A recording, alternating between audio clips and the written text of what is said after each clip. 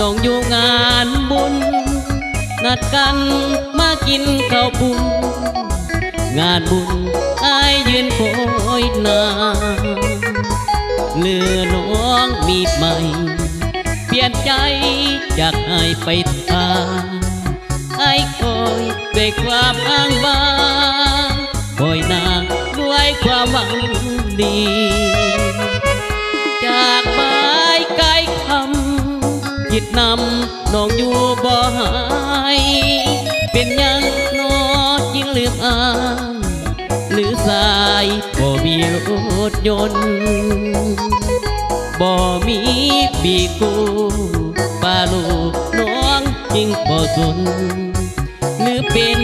บ่เกิดมาจนน้องหน้ามนยิ่งบ่สนใจงานบุญผ่านไปหลายคนสุขลง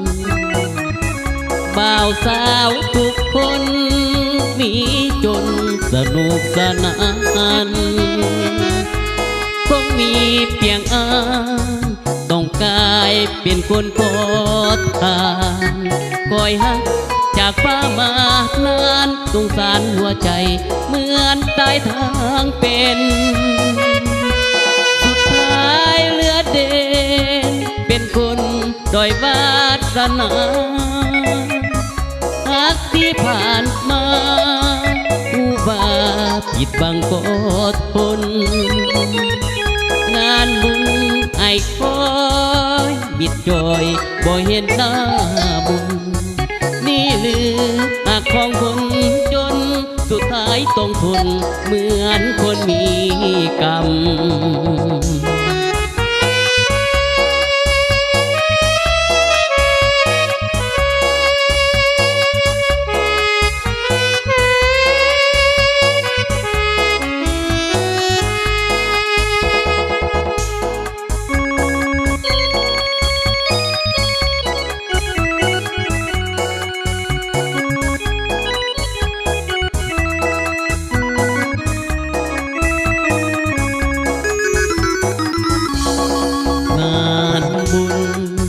ผ่านไป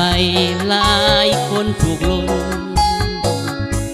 บ่าวสาวทุกคนมีจนสนุกสนานคงมีเพียงอายต้องกลายเป็นคนขอ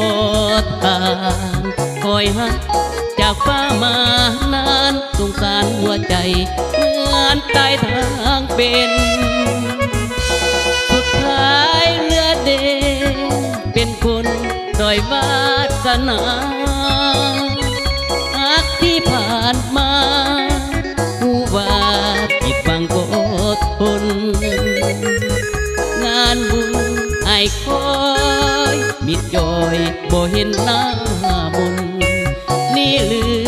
หักของคนจนสุดท้ายต้องทนเหมือนคนมีกรรม